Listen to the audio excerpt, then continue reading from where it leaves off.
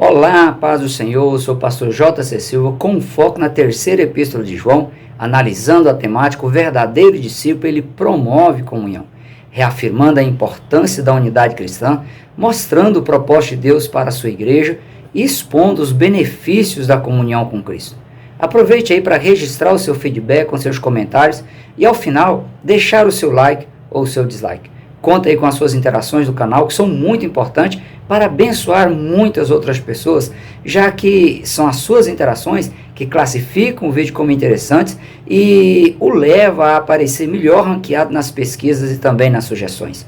Se inscreva ou reinscreva no canal, acione aí o sininho para você receber as notificações sempre que houver um novo vídeo. O textuário da reflexão bíblica de hoje está no livro de Salmo número 133, verso de número 1, que diz: ó quão bom e quão suave é que os irmãos vivam em união. Como verdade aplicada, o pastor Alex de Mello, ele frisa que uma das marcas do discípulo de Cristo é o interesse e a busca em estar junto com os que também estão em Cristo. O texto de referência é Atos capítulo 2, versículos 42 a 47, onde consta o registro da unidade na comunhão, no partir do pão, na doutrina e nas orações que existia entre os cristãos primitivos, que reunidos na cidade de Jerusalém aguardavam a descida do Espírito Santo e também perseveraram na mesma unidade para a implementação da evangelização cristã após eles serem revestidos de poder de autoridade sobrenatural no dia de Pentecostes. O termo unidade, além de representar o princípio da numeração, a qualidade do que é único, a qualidade daquilo que não pode ser dividido, homogeneidade, igualdade, identidade, uniformidade, coordenação harmônica entre diferentes partes, ação coletiva orientada para um mesmo fim, gerando coesão e união, aquilo que num conjunto, numa espécie, forma um todo completo. O termo unidade, ele é sinônimo de comunhão, pois descreve ou representa diferentes pessoas ou comunidades compartilhando das mesmas ideias, dos mesmos ideais, das mesmas crenças, opiniões e objetivos. No grego, comunhão tem origem no termo koinonia e significa fraternidade, associação, participação conjunta, relação e comunidade, que é a junção dos termos comum mais unidade. Quem se qualifica como sendo uma pessoa cristã, se propondo a estar a serviço de Cristo, precisa estar consciente de que comunhão é indispensável. Isto porque ser uma pessoa cristã é literalmente estar em Cristo e em unidade com Ele, em unidade com os demais membros do corpo de Cristo, que é a igreja cristã. Do contrário, será classificado como mentiroso ou classificada como mentirosa, pois inexiste verdade cristã na pessoa. A comunhão com Cristo, ela tem como base pelo menos 3 pilares, que são o partir do pão, as orações e a doutrina dos apóstolos. Na igreja primitiva, a comunhão no partir do pão ia muito além do ato de estarem juntos, compartilhando as refeições juntos, sentados à mesa e assistindo as pessoas necessitadas para que elas também pudessem ter alimento dignamente. Estar à mesa partindo o pão era um ato memorativo da última ceia que ocorreu um momento antes da prisão e crucificação de Jesus, reunião solene que foi convocada pelo próprio Cristo e utilizada por ele para representar o pão como sendo a sua própria carne, que seria ferida, e o seu sangue que seria derramado para consolidar o plano redentor. Aquela experiência da última ceia, ela era revivida e os cristãos se fortaleciam para enfrentar as adversidades geradas pelos opositores da fé cristã, como também fortalecia o relacionamento entre os cristãos primitivos e as suas famílias. O ser humano foi criado por Deus um ser relacional e, no que depender do cristão, ele deve promover, manter e irradiar a paz de Cristo onde estiver inserido. O contexto da terceira epístola de João mostra que Diótrefes, ele sabotava a ordem divina e, ao invés de promover comunhão, atraindo as pessoas para estar com ele à mesa, ele repelia, ele expulsava as pessoas. A atitude de Diótrefes foi altamente prejudicial à igreja cristã da sua época. O segundo pilar da comunhão cristã são as orações. Com base em pesquisas realizadas e publicadas numa revista, cujo nome em português é Psiquiatria Biológica, o estímulo cerebral impulsionado pela oração serve como uma mudança de caminho no cérebro, ajudando a pessoa a regular os seus sentimentos ruins e a melhorar o seu convívio social. Segundo essa pesquisa, a oração também ela assume a posição de um fator preservativo da vida, pois ajuda em tratamentos como depressão ou ansiedade. Muitas vezes evita que algumas pessoas tirem a própria vida. Quando uma pessoa ela ora, acontece uma mudança no cérebro que gera mudança de comportamento, de concentração, promovendo aí a sensação de tranquilidade, de acalanto no coração, tendo em vista uma cascata de neurotransmissores que é liberada no cérebro humano, incluindo a dopamina, que regula o centro do prazer, a serotonina, que reduz o estresse, e a norepinefrina, que ativa a resposta de luta ou fuga. O cérebro humano, quando a pessoa ora, ele também passa por mudanças elétricas através dos eletroencefalogramas, que produz ondas cerebrais de 13 a 30 Hz, que ajudam a elaboração de pensamentos complexos, análises críticas e a tomada de decisões assertivas. De acordo com a doutora Laurette Browne, autora dos livros intitulados em português A Ciência da Positividade e Hábitos de um Cérebro Feliz, quando uma pessoa ora, ela ativa os caminhos neurais que liberam hormônios ocitocina, conhecidos como hormônios que promovem sentimentos de amor, união social e bem-estar. Para o neurologista Dr. Dennis Birman, a oração surpreende até os céticos, pois até mesmo a oração de terceiros influencia na reação positiva do organismo de uma pessoa, no seu ambiente social e familiar, mesmo que essa pessoa não saiba que tenha alguém orando por ela. O Dr. Dennis Birman, ele ainda diz que a oração é o maior estímulo para melhorar o fluxo de sangue no lobo frontal, que é o centro de controle comportamental e emocional e responsável pela personalidade do ser humano, dando condições à pessoa para tomadas de decisões assertivas. Além de gerar bem-estar pessoal e social, a oração é uma atividade espiritual extremamente importante na promoção de comunhão, pois leva as pessoas a entrar na guerra espiritual visando o mesmo objetivo, que é a glória de Deus na vida humana, a partir do relacionamento íntimo da pessoa com o próprio Deus. Promove a unidade na igreja, que se reúne com o mesmo propósito. Leva a pessoa a ter e também a desenvolver o sentimento de compaixão, que é o ato de sentir a dor das outras pessoas e agir para amenizar essas dores. Também leva o cristão a seguir o exemplo de Cristo, que pediu ao Pai que ele fizesse com que os seus discípulos se tornassem um, assim como Jesus o era com o Pai. O ato de Jesus desfrutar de plena comunhão com o Pai, conhecer e desfrutar dos benefícios dessa comunhão por meio da oração contínua e resiliente, despertou em Jesus esse desejo que foi exposto no momento que Jesus ele estava desenvolvendo a oração sacerdotal intercessória, que está registrada no Evangelho de João, no capítulo 17. A igreja, para ser de fato e de direito um corpo de Cristo, ela precisa estar e manter seus membros unidos, com suas diversidades de funções, se desenvolvendo de forma mútua, da mesma forma que ocorria na igreja primitiva e no Pentecostes, possibilitando a igreja cristã ganhar forma como o corpo de Cristo na terra, cheia do Espírito Santo.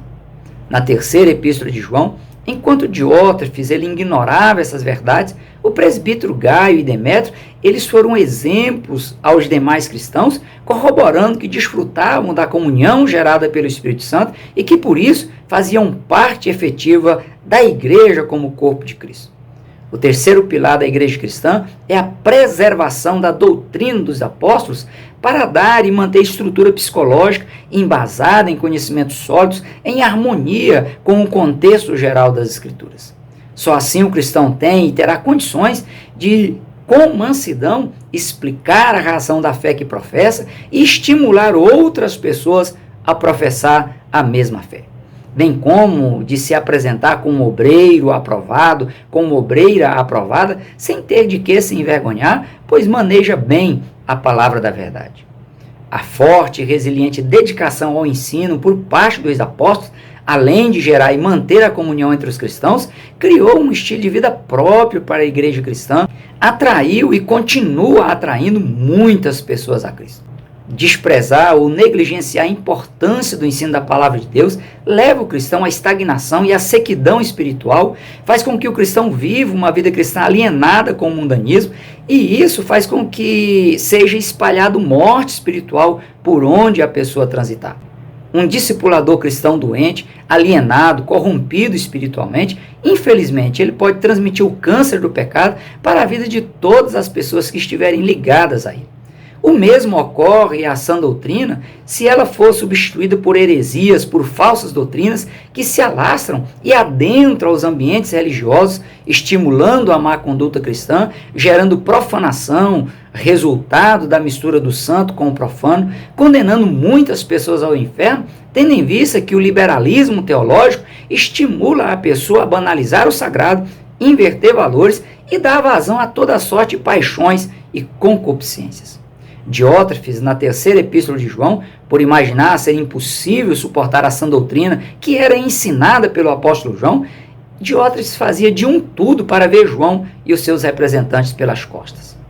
A vida em comunhão, em comum união, em unidade, ela revela o verdadeiro caráter do cristianismo e, consequentemente, da igreja cristã. Esse estilo de vida continua o mesmo e precisa ser preservado intacto, pois comunhão, por ser uma ordem divina, promove bênçãos indescritíveis que levam o cristão a um patamar espiritual e ministerial elevadíssimo, promovendo graça que atrai cristãos e não cristãos a se integrar e fazer parte efetiva da igreja como corpo de Cristo. A vida cristã em comunhão, ela preza, dá o destaque, o respeito e a consideração necessária ao alto valor da reverência e do temor a Deus. A reverência, o respeito às coisas sagradas, vivenciado na igreja cristã primitiva, fazia com que os prodígios e sinais milagrosos de Deus se efetivassem dentro da igreja. A ausência de reverência e temor às coisas sagradas, tendo em vista a causa do esfriamento espiritual que afeta muitas igrejas, impedem as pessoas de ter um bom relacionamento com Deus e com o próximo. Isso porque, se faltar reverência e temor, faltará a santidade e o caráter de Cristo não existirá na igreja. Deus nunca conforma, nunca concorda e nunca é conivente com desorganização, falta de respeito ao sagrado ou inversão de valores. Falando da necessidade de o cristão ser reverente e buscar santidade pela lavagem da palavra, Paulo ele frisa que Jesus ele vai voltar para apresentar a si mesmo uma igreja gloriosa, sem mácula, nem ruga, nem coisa semelhante, mas santa e irrepreensível. O comportamento atípico de Diótrefes na terceira epístola de João revela que ele era irreverente e não aceitava os representantes do apóstolo João, que eram portadores das instruções cristãs para a igreja local. Faltava a Diótrefes sabedoria espiritual, e ela é imprescindível na vida do genuíno cristão, em especial na vida de quem assume a responsabilidade pelo pastoreio da igreja de Deus. A vida cristã em plena comunhão com Deus experimenta o sobrenatural de forma ampla e abundante, comprovando que a igreja cristã ela possui a marca de Deus em si. O temor dos discípulos, após a ascensão de Jesus, era como eles iriam experimentar o que viram e experimentaram ao lado de Jesus, enquanto Jesus desenvolvia o seu ministério terreno.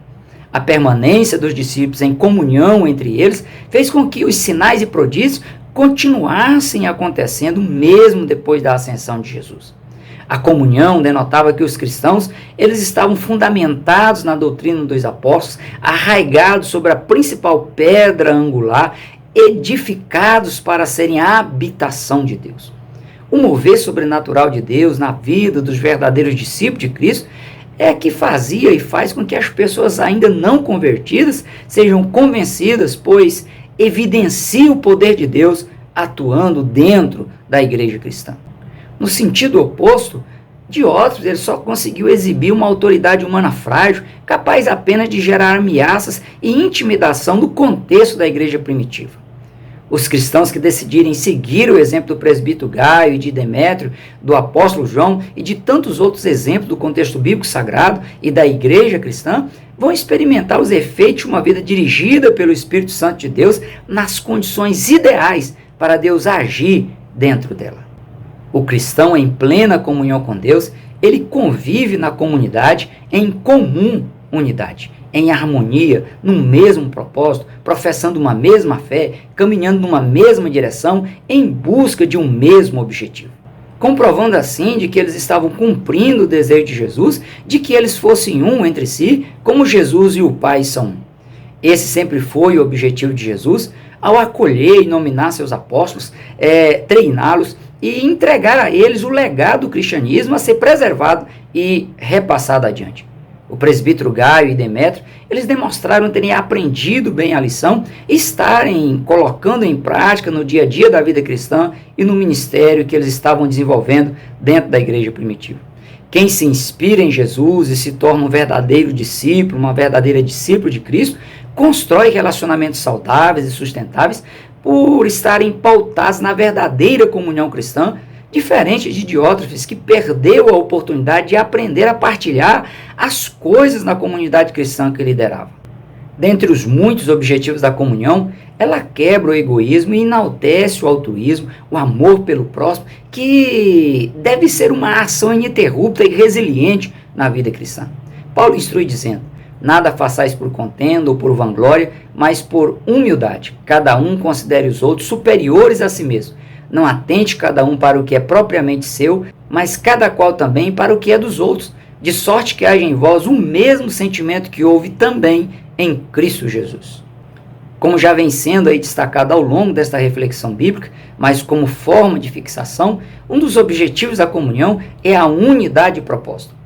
O termo unidade vem do grego homotumadon, dando aí o sentido de com uma mente, ou seja, mesmo que haja muitas mentes, é como se existisse apenas uma mente, tendo em vista estarem todos aí de comum acordo, tanto quanto ao grau de harmonia, como de tom na propagação dessa harmonia.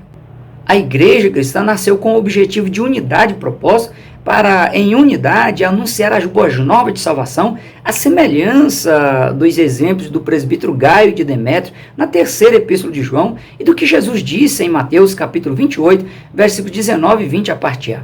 Portanto, ide, ensinai todas as nações, batizando-as em nome do Pai, do Filho e do Espírito Santo, ensinando-as a guardar todas as coisas que eu vos tenho mandado.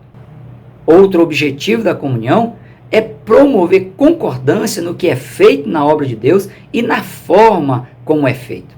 Essa concordância deve ser baseada no contexto bíblico geral, pois o coração humano é enganoso e pode desvirtuar os propósitos de Deus. No caso dos discípulos de Jesus, a primeira concordância que eles tiveram que abraçar foi quanto à orientação de Jesus de que eles ficassem em Jerusalém até que do alto fossem cheios de poder, de autoridade, para cumprir a missão de evangelizar o mundo. Não cabia aos discípulos questionar acerca de como as coisas se dariam ou quanto tempo deveriam esperar. Eles precisavam apenas concordar com o que Jesus diz, como também concordarem entre si. Percebe-se que Jesus ele se manifestou a muitas pessoas após a sua ressurreição. Numa única ocasião, Jesus ele foi visto por mais de 500 pessoas. No entanto, lá no cenáculo, como menos de 120 irmãos concordaram entre si e com Jesus, apenas esses quase 120 irmãos experimentaram o efeito benéfico da concordância, da obediência e da resiliência em esperar o cumprimento da promessa divina. Os demais, eles tiveram que contentar em ouvi-los contar aquela experiência extraordinária que eles tiveram, e somente depois que decidiram concordar e aceitar os propósitos de Deus, é que os outros puderam experimentar também em si os efeitos benéficos da concordância com a vontade de Deus. Na terceira epístola de João, o presbítero Gaio e Demétrio, eles só foram elogiados pelo apóstolo João e reconhecidos pela comunidade cristã da época, porque eles estavam em concordância com os propósitos de Deus, conduzido, liderado pelo apóstolo João.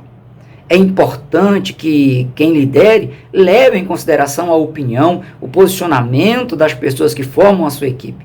Mas, ainda que haja divergência de ideias, ou da forma como as coisas são ou devem ser desenvolvidas e implementadas, todos devem estar em concordância com a vontade de Deus. Mateus capítulo 18, versículo 16, Jesus diz que se 2 de vós concordarem na terra acerca de qualquer coisa que pedirem, isso lhes será feito por meu Pai que está nos céus. É importante frisar que, caso o que for concordado entre 2 ou 3 pessoas na terra seja ou esteja em desarmonia com os propósitos e com a vontade de Deus, a permissão divina não significa concordância, mas apenas a liberação divina para que os intentos pessoais buscados de forma obstinada se efetivem, já que Deus ele respeita o livre-arbítrio humano. Nesses casos, as pessoas envolvidas serão as responsáveis em arcar com as consequências imediatas a curto, médio ou longo prazo quanto ao que tiverem concordado e pedido insistentemente em oração. A concordância entre os servos e servas de Deus em torno das verdades, dos valores, dos princípios bíblicos resulta em progresso, em crescimento da obra de Deus, cujos ganhos e a expansão gerada no reino de Deus será recompensada por Deus, e as consequências dessa concordância é exclusiva responsabilidade de Deus, pois o cristão está fazendo em concordância com ele. Então ele se encarrega de capacitar, de habilitar, de ajudar os seus servos na execução do que está em concordância com a sua vontade. Um terceiro objetivo da comunhão cristã é que ela promove louvor a Deus, pois como um ato de reconhecimento, valorização e gratidão pela ação divina na vida humana, gera alegria, gera vida, gera contentamento, gera amor incondicional, unidade, concordância, resistência, resiliência e gera também sustentabilidade cristã. Em consequência disso, a ação divina ela é potencializada e gera a salvação de muitas outras pessoas que são atraídas a Cristo por meio do bom testemunho de vida dos cristãos. Agir como Diótrefes agiu no contexto da terceira epístola de João gera divisão, gera intriga na comunidade cristã e é se deixar ser influenciado ou influenciada pelo inimigo para promover a estagnação, o retrocesso e escândalos na obra de Deus, impedindo de muitas vidas serem completamente livres das garras do inimigo. Todo rebelde, todo descontente dentro das igrejas, eles têm os seus aliados e por eles estarem contaminados, todos são barreiras, são elementos impeditivos para que os propósitos de Deus se cumpram onde esse tipo de gente estiver inserido. É preciso que, assim como o presbítero Gaio e Demétrio, dentro da igreja descrita na terceira epístola de João, os cristãos na atualidade entendam e se comportem rendendo louvor a Cristo Jesus, porque dele, e por ele, e para ele, são todas as coisas. Glória, pois, a ele, eternamente. Amém. É Jesus quem tem que ser o centro das atenções, tanto na igreja coletiva, quanto na vida de cada cristão, como templo e habitação do Espírito Santo de Deus. O que for em desconformidade com isso é de procedência maligna, pois buscar a aprovação humana antes da aprovação de Deus é agir em desconformidade com o que está no coração de Deus. É tentar roubar para si o que pertence exclusivamente a Deus, pois a glória dele, ele não dá a quem quer que seja. Afirma o bispo Samuel Ferreira que o Senhor não somente opõe-se ao orgulhoso, mas fica longe, bem longe do orgulhoso. Não que Deus não esteja onde o orgulhoso está, mas a presença abençoadora de Deus ela estará longe do orgulhoso. Junto do orgulhoso estará a presença punitiva e executora da justiça divina. Orienta ainda o bispo Samuel Ferreira que o cristão ele deva abandonar quaisquer pensamentos de estrelismo que o faça imaginar que ele seja especial, no sentido de querer roubar para si a glória exclusiva de Deus. A comunhão deve ser algo desejado pelo verdadeiro discípulo de Cristo, a exemplo de Jesus em seu ministério terreno, que além de desejar ter comunhão com Deus Pai, a vivenciou, a promoveu e incentivou seus discípulos a fazer o mesmo. Os discípulos e apóstolos, por sua vez, eles também promoveram a comunhão na igreja cristã primitiva por meio das reuniões interativas, das orações e da preservação da doutrina apostólica, deixando o exemplo e preservando o legado construído e transferido a eles por Cristo. A igreja cristã primitiva, e no decorrer do seu crescimento, desenvolvimento e consolidação, fez e vem fazendo o mesmo. Por isso também vem experimentando e compartilhando os dons sobrenaturais do Espírito Santo. Cada cristão, na sua individualidade e também na comunidade que ele participa, deve caminhar em unidade, em unanimidade de propósito com Deus, com as lideranças instituídas por Deus e com os membros da Igreja de Cristo, sempre considerando os outros superiores a si mesmo. Deve servir a obra de Deus com um coração voluntário, disposto a se ajustar à vontade de Deus e cumprir a missão de evangelizar as pessoas ao seu alcance. Ter, desfrutar e promover a comunhão cristã é caminhar para alcançar o objetivo final, a salvação eterna, a incorruptível coroa de glória. Esteja em constante vigilância, a fim de se evitar cair nas ciladas do inimigo, que é astucioso e covarde, pois ele só ataca nos pontos fracos da pessoa. Como também esteja vigilante, pois a natureza humana ela é tendenciosa a convencer a pessoa a se distanciar da comunhão com Deus e se envolver com práticas hedonistas, cujo objetivo é o prazer imediato e a qualquer custo. Ore para que o Espírito Santo te revista de poder e te ajude a superar as diferenças para viver em união, em unidade, em comunhão com Deus e com as pessoas à sua volta. Por hoje nós ficamos por aqui. Até o próximo encontro, se Deus quiser. Prossiga na paz do Senhor.